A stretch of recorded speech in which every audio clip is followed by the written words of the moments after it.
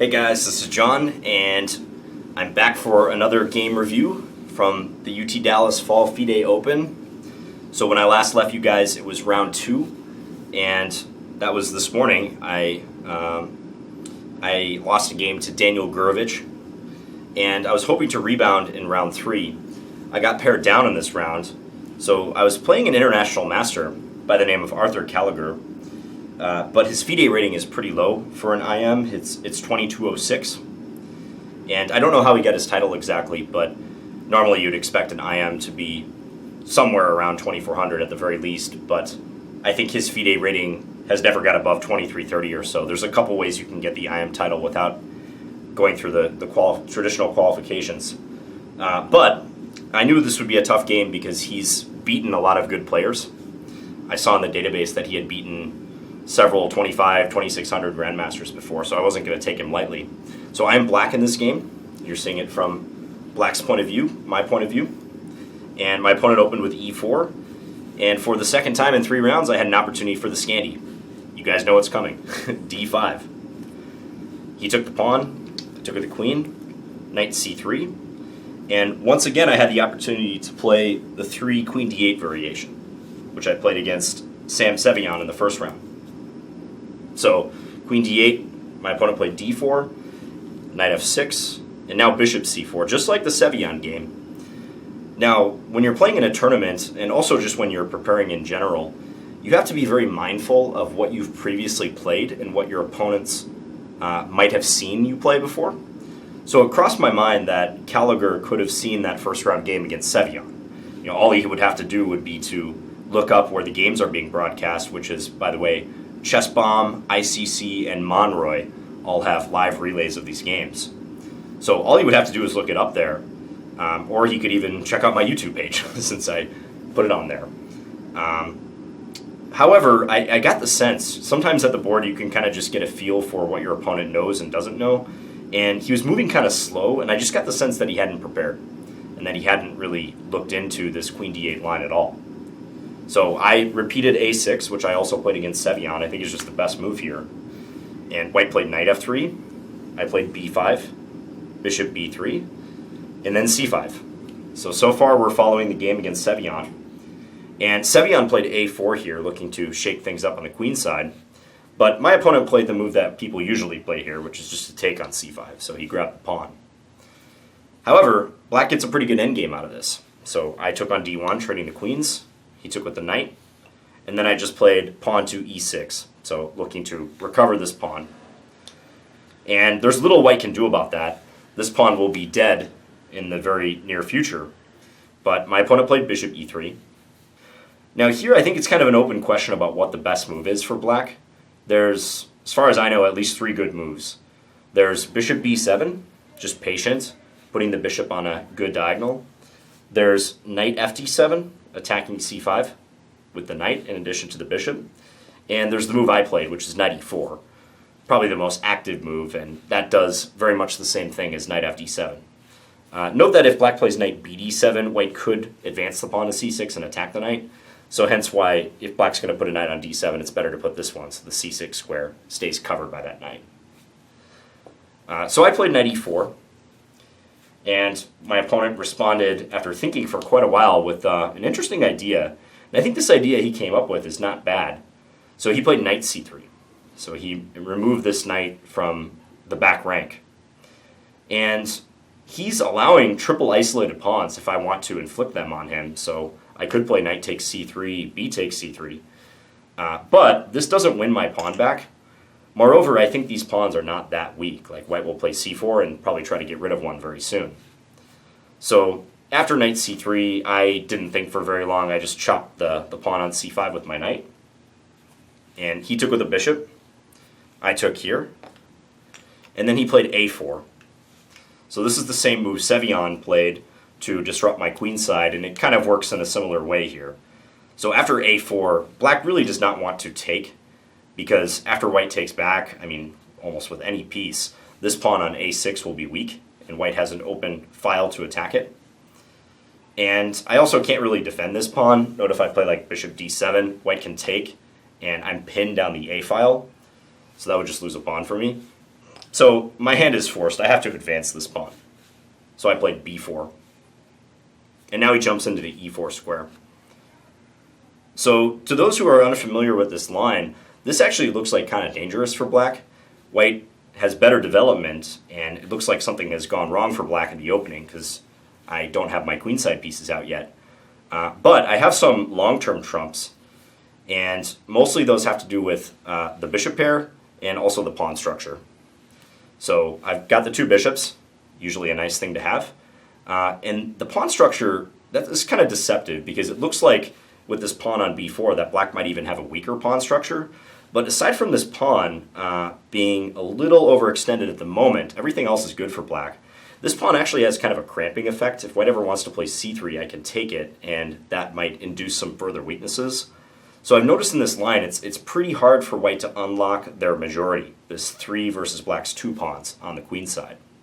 Whereas on the king side and in the center, white has a 3 to 4 disadvantage, and there's nothing really in the way for black to start advancing these later on.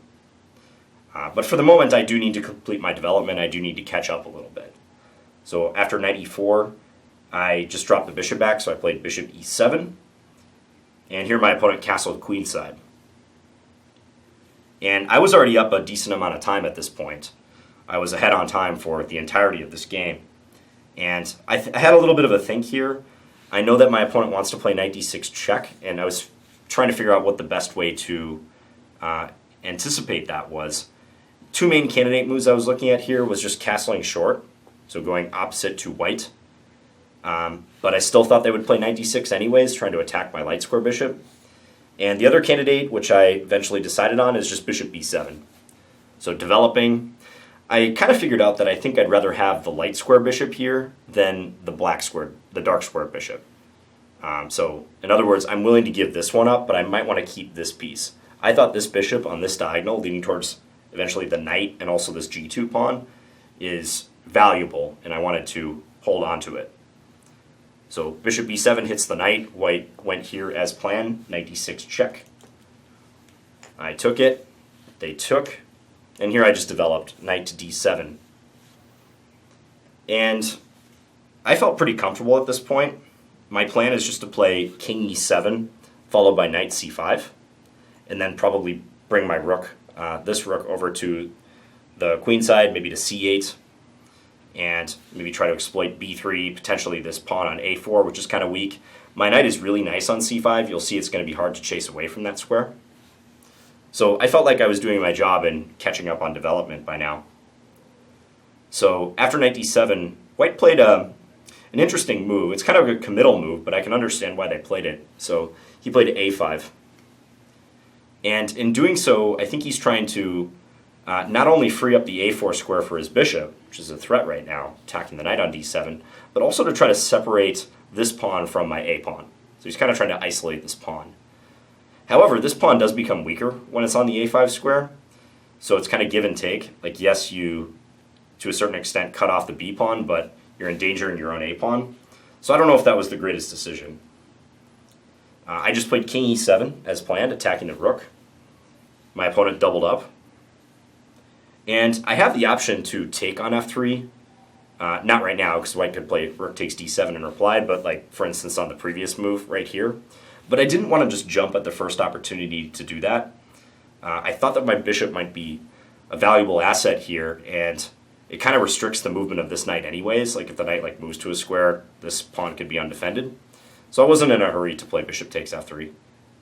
So hence king e7, rook hd1, and here I played this knight c5 move. And my opponent played rook b6, attacking the b pawn. And here I think I made a slight inaccuracy. The move I played, I was kind of proud of myself because it was a clever move, I thought. But in fact, I probably should have just played something more to the point.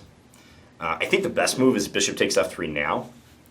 And then after g takes f3, just playing rook a b8 to defend this b4 pawn and offer a trade of rooks. And if we imagine like this endgame occurs, this is a very nice endgame for black. I have a knight versus the bishop, but my knight really dominates the proceedings.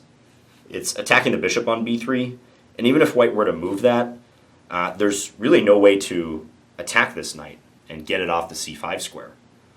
White can try to come at it in some different angles, but nothing is really going to work because the bishop can never attack it, and this rook is not in a great position. Like d5 is covered by the pawn, so it can never come up here and attack.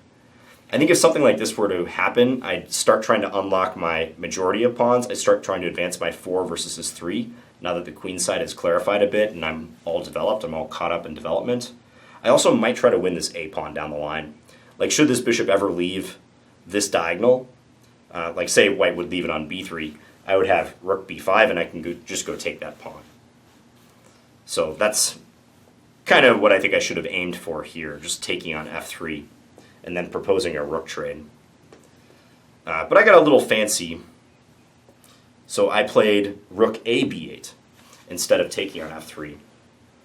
Now the purpose of this move is that if white takes on b4, now I could take on f3, uncovering an attack on the rook.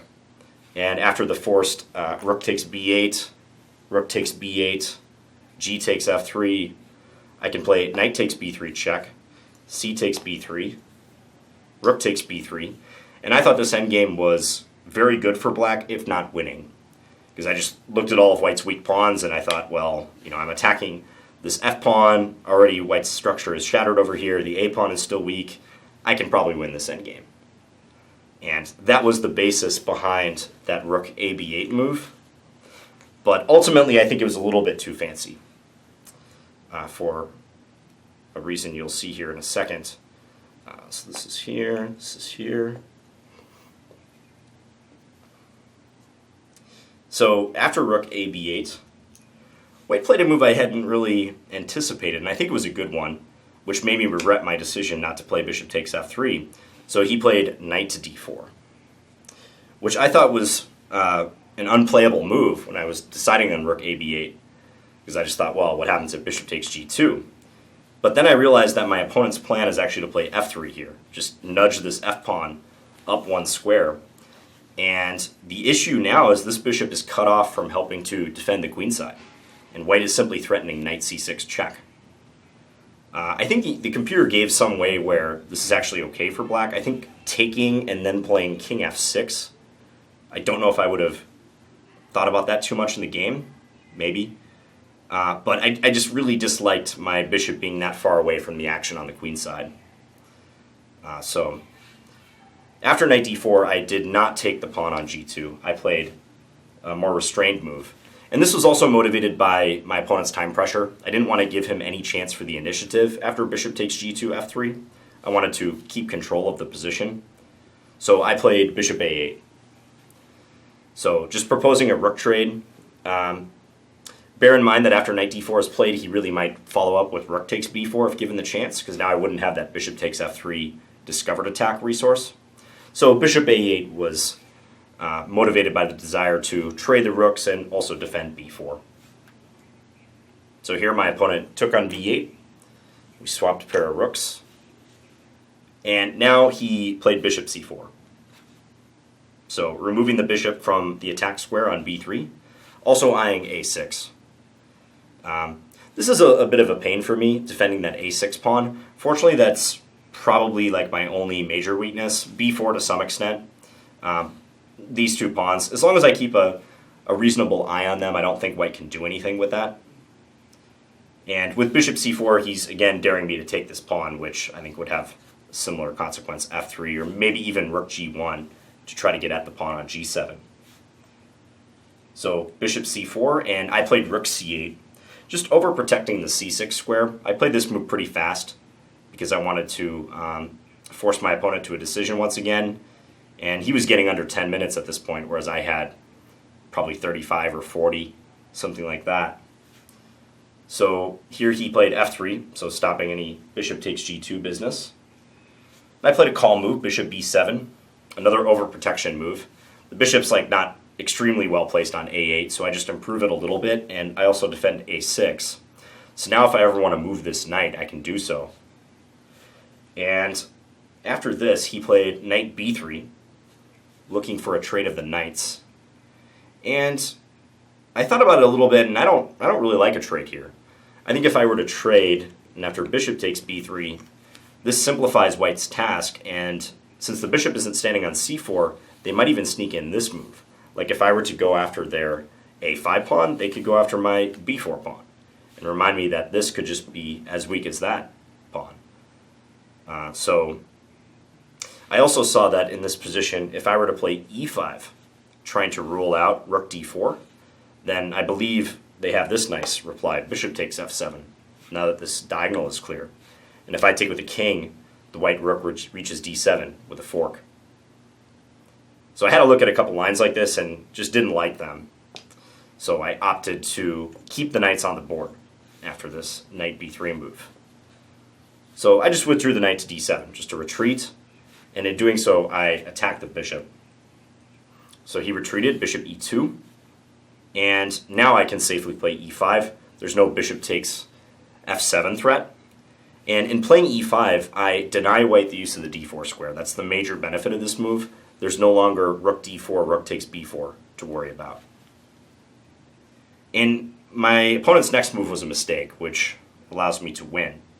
So again, he's very low on time at this point, definitely under 5 minutes. I think he has probably like 2 minutes or so at this point. And he played f4. So his idea with f4, I think, is that if I take it, he can then play rook here and try to fork these pawns.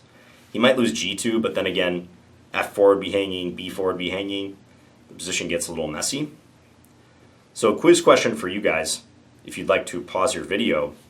What is the cleanest way for black to respond to f4? How should I do that?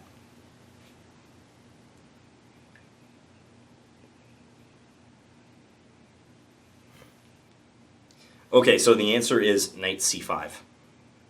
You might have also noticed that white has possible bishop g4 intentions with this f4 move. The bishop is no longer blocked by the pawn, so they can try to pop it out here and attack d7. So knight c5 is a nice way to get out of that and also threaten to stuff down the c-file and almost compel a knight trade. I don't think white can really avoid trading the knights. And threatening knight takes b3 and the c-pawn is pinned. So if this knight were to flee, for instance, I think now I could just take here because the rook cannot reach d4. Looks like black just wins at least a pawn.